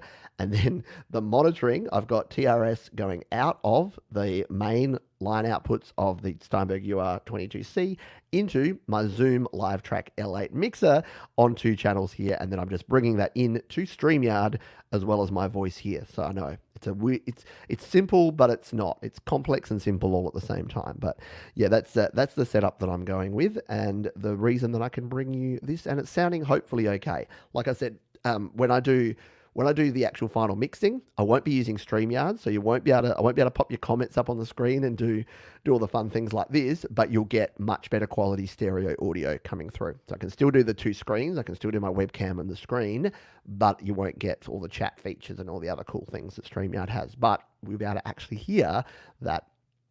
Bubba wishes he had an old Rhodes. Oh no, how cool are Rhodes? I tend to be putting a bit of a Rhodes sound on pretty much everything. John says, I wish I had a new iPad. I thought we were making requests. Yeah, back when I was saying, can someone send me a magic keyboard? Can someone send me a new iPad, please? Righty. I'll just see other questions we've got. Langston Reese says, so you're predicting the lyrics. I knew the word would be fight. Yeah, if you want to win, you're going to have to fight. Exactly. Donald says, what's the little upside down Wi-Fi symbol next to the red record button? Yeah, so I'll just explain this real quickly. If you're not familiar with the GarageBand layout, you've got 4 different dots here. Now, if you're not using an audio interface, you won't have these record ones, because what you can do with the record dots is if you've got 2 things on 2 different tracks, you can actually, that's the same channel. If you're using one on channel 1, one on channel 2, you can actually turn the record lights on and record 2 different tracks at once. I show that in another video. If you want to learn, search Pete John's multi-track, and there's a video where I show you how to do that. Then you've got your mute and your solo buttons, which you've seen me use there. This one is your monitor button. So this means that it'll either be monitoring on or off. So if I find one, where's my microphone? If I find this one, if I turn monitoring on, up over here, where my mic's plugged in, I can come over here. And this just means you can hear yourself coming back through your headphones if you're singing along. If I turn that monitoring off, then it goes off. And then I can't hear myself through there. So monitoring is just whether you can hear that track being played back as well as your other track. So if I was recording this vocal, I'd have everything else playing, and I'd probably also want to be recording and monitoring that vocal track so that I can hear myself coming back through the headphones as well as everything else. So hopefully that helps explain that one for you there, my friend. Yes, and Tom has already explained that. Good job. Thank you, folks. Hello, Alex Davis. Good to have you here on board. I hope you're getting some value out of this one. How are you? I am well. Good stuff. yeah, if you do get some value out of this one, hit the like button. I know these aren't everyone's cup of tea. So if you got 10 minutes into this, well, A, you're not listening to this part. But if you do like the more in-depth stuff, then this is cool. I do a 2-minute series. I do like a 5-minute series. So I try to do different videos for different people's learning styles, because just like not every DAW is for everyone, just like not every recording platform and software and hardware is for everyone, not every learning style, not every type of tutorial is for everyone. Some people like 2 minutes, do this, and then they go away and they do it. Some people like to see deep dive into someone else's process. That's what I'm showing you here today. Throughout the week, there'll be a bunch of other quick videos if you want to get stuck in and do your thing. Alrighty, let's go. So I'm just continuing down here. We've got lots of good discussion. Bass drum or kick drum? Yeah, so I use both terms. There's Desolate Morning. Battalion says bass drum when you play, kick drum when you kick it into the crowd. There you go. I like that. Yeah, Keith Moon style or Dave Grohl. Yeah, they both like to abuse their drums. Jade is getting her module ready. We are indeed going to borrow and steal that one. I'll try adding. See, I should have been watching the chat. Try adding Bandit before Maxima on the drums. So yeah, FAC Bandit is the other very cool plugin that is a saturation plugin. There you go. It's a saturation plugin. Maybe I'll play around with Bandit on the vocals and on the drums or even the guitars. Let's get some saturation going on, shall we? Righty. I think I'm close to caught up. Tom says I'm really liking watching the EP come together. Cool to see how someone else approaches things. And that's what I hope. Like, I hope that through this, if you are the sort of person that learns this sort of way, that likes the over the shoulder watching someone else do something. I know I love it, so that's why I do these. I love watching people doing in-depth stuff. I learn. I'm like, I never thought of doing it that way. And as long as you come away with at least one, I never thought of trying that, and then you try it. And like I said, if it sucks and if it doesn't work for you, no harm, no foul. We can all move on with our lives. How are we going on time? We're already over an hour and a half. That's all right. We can sneak on a little bit here. Let's just give you a quick tour of where we're at with things so you can see what's happening with the rest of the EP, and then we'll go out listening to the mix, the rough mix that I have here of Hold On. This was the one that I didn't have even close to a mix of that I was happy with, so I'm happy that we've done that. But if we come back out of here, we save out. First thing I'm going to do, select, tap. Whoop, don't bring that up. Select, tap, duplicate. Now we've got our version 3 of that one. We can tap and hold and drag that one over to our archives, and we're good to go. We've got our 5 latest versions of our track. So let's go in order of what this EP is going to have. So we've changed things around. We've decided that No Apologies is going to lead us off. Now I've done, excuse me, I've done virtually nothing with this. In the final mixing, what I may do is maybe do something like add FAC Maxima to some of these drums. These are Jade Star's drums that she's programmed in here and has provided me with this song. There's not much I want to do with this one. I spent a lot of time trying to get the mix right to begin with, so I don't think we'll do much with this. But let's just take a listen. If you're not familiar with it, what it sounds like at the moment, it sounds a bit like this. But the work it never ends, and I try to make amends, but it's not always easy. Maybe I'm biting up more than I chew. Maybe I need to be honest with you, but I just don't want to show any weakness. Maybe I need to step back for a while. Maybe I don't need to go on more. Anyway, you'd be aware of that if you've been following along with it. And if you haven't, by the way, there's a whole playlist down in the description. You can follow and catch up on all the other episodes where we've done a bunch of stuff with these songs. That's going to be song number 1. The next song, I've got to check my track list here in my. I'll bring that up in here behind. Oh, now I can't even see it. Where are we? Songwriting. Bring it off to the side. Oh, sorry. Bear with me a moment. I just need to. I need to hide my. It keeps popping back up. It's doing the right thing, but it's not really working for me. All right, let's just hide all this out of the way. Let's go to here. This is my little document that's helping us track things along here. Yeah. So, no apologies. Hold on. Fence sitter. Things have changed. Okay, that's all we needed there. Thank you. We'll bring this back now. Bring back my iPad screen. Too many things going on at once here. I'm like, all right, position that. Put it back. That's about right. That'll do. Oh, stop. Pete, stop your perfectionistic tendencies here, buddy. All right, so the next one is Hold On. Now I have, that's the one we've just been doing. Why am I showing you that? We've just looked at Hold On. We don't need to do anything with that. We're then going to hit the middle section here, which is Fence Sitter. This is the one that's had the most work, and I'll be going through this one in detail in another video this week, so you'll get a look at that. But let's take just a bit of a listen through the first verse and chorus, and let me know in the comments what you think of this, if it's coming together okay.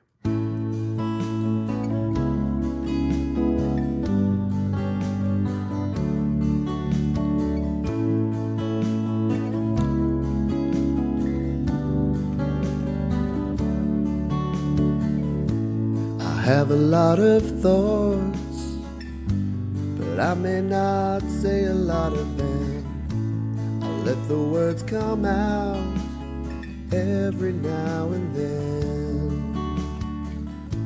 I think a lot of things that many others disagree with, but you won't even know unless you choose to ask. Sometimes it's easier to fly when you're just too tired to fight. I'm a fence sitter. Sometimes I like to keep my thoughts to myself. It's easier facing up to the conflict, and I know that not everyone's this way, but it's how I get through the day. Fence sitter. There you go. Everyone says that I write songs and I sound like Phil Collins. Well, I finally got my Phil Collins moment. We've got some nice electric piano in there. It's a nice ballady feel. Yeah, it's my Phil moment. People were chatting about Phil before. That's my Phil moment. That's going to be the song Fence Sitter. Couple of bung notes in there in the electric piano that's not quite sounding right. I like the little lead riff that we've got here going on with the whirly that I've added in there. And you'll notice that I've added some lead guitar parts here as well. And I've split out the guitar to be on the left and right with two slightly different patterns. I think it's coming together nicely. You'll hear more about that in the coming days. Let's take a look at Things Have Changed, because things have changed with Things Have Changed, at least a little bit. Let's come in. This is a very quick song. So I'll play a little bit of it. I won't play the whole thing, even though it's pretty quick. You've heard this piano. I recorded this live the other day. Recorded some fresh vocals, or at least a few takes of vocals, as you can see. I've recorded some bass, some very subtle bass guitar in here, and I've got some strings that come in here. So maybe I will play the whole thing. It's a minute 30, and again, it will be in mono, but that's okay for this because there's not much stereo panning. This is Things Have Changed.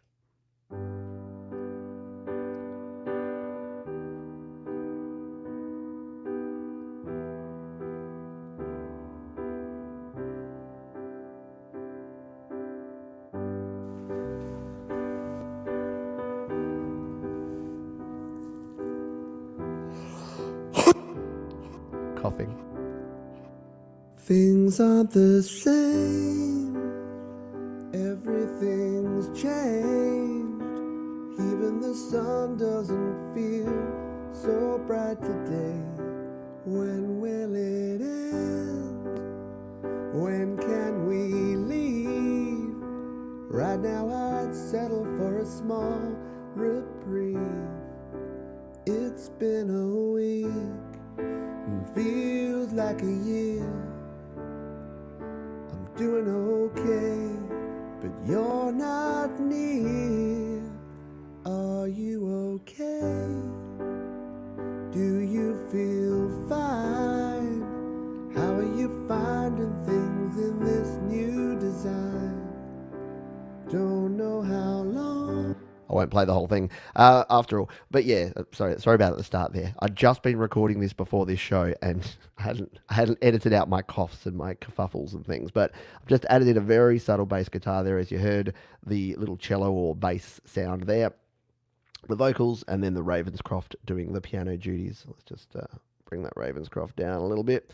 If you're not aware of the Ravenscroft 275, Thomas, who I think I saw on the stream earlier, he put me onto this very cool piano sound. I mean, the GarageBand pianos are cool, but that's a very cool piano sound as well. Rightio. Now, where are we at? Yeah, so the last track is going to be our song called... Oh, Pete, you're going to have to learn the names of your own songs here, buddy. We're going with Perfect. So Perfect, I haven't done much or anything with, I don't think, since the last time. Yeah, I think it's pretty much the same. We talked about some other changes we could make, putting some claps and putting some things. In fact, let's just take a listen, because I did, at the end, I just, in the drummer track, just used some of the claps function. So let's just listen to the end of this track, and you'll hear some of the changes I've made. Still working on this one, though.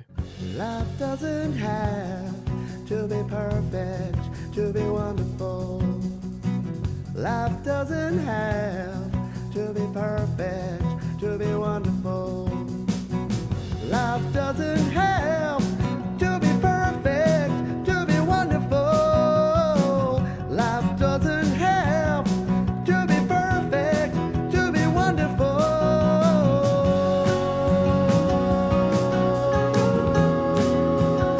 To be wonderful. So I just added the claps on the 1 and the 3 there. Like, originally we thought it would be a clap, clap, clap, clap, clap, clap. Some people said they hated it. Some people said they loved it. At this stage, I'm just going to put it on the 1 and the 3, and just as a little subtle thing that we have with the drummer there. We'll play around with that if and when we have the time. That's going to be our closing track. That's our 5 tracks. That's what we're going to be going with. I've got Desolate Morning saying that's going to be stuck in my head again.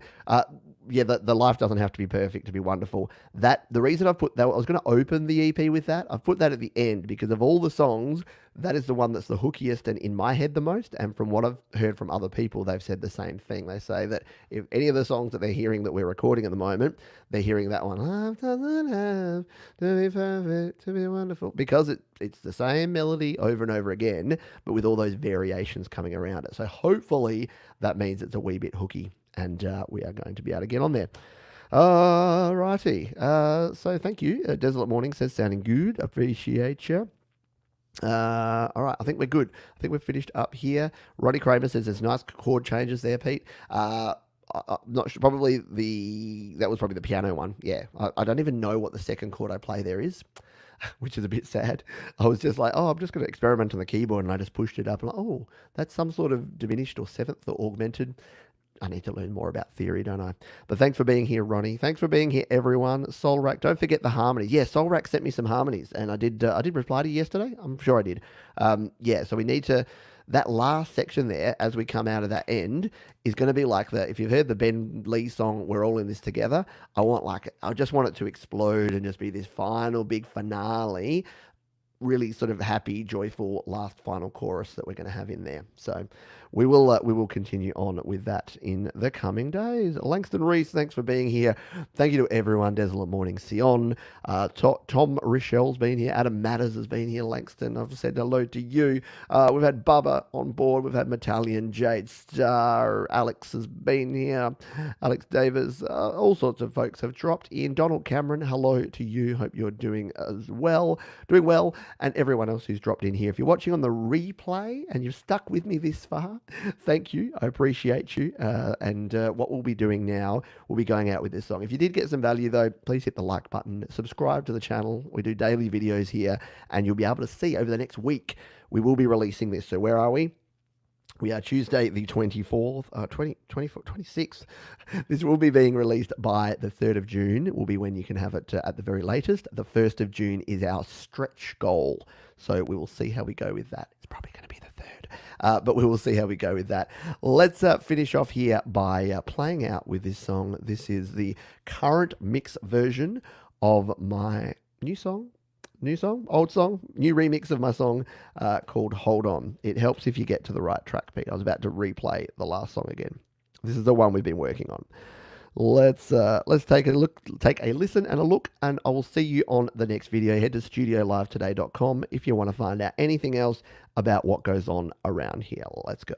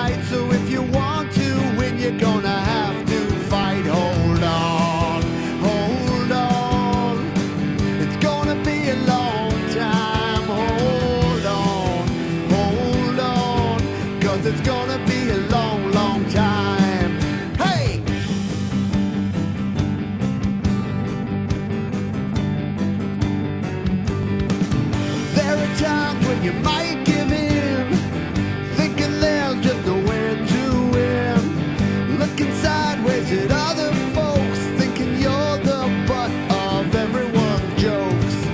But there's one lesson that I've learned when you feel that you can't return.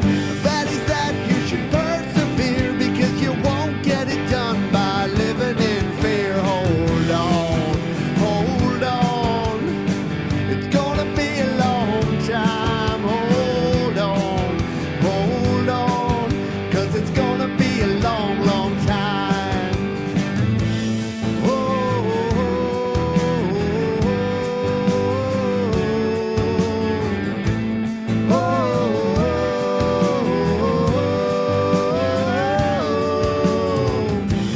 They say get rich, buy a car, a house, a diamond ring, but that won't really make you happy.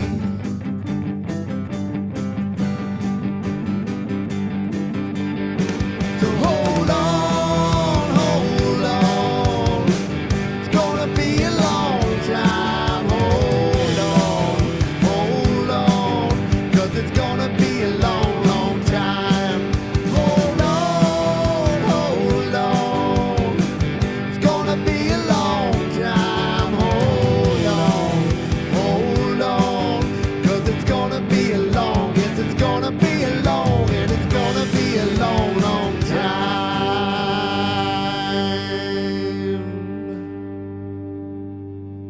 Do indeed.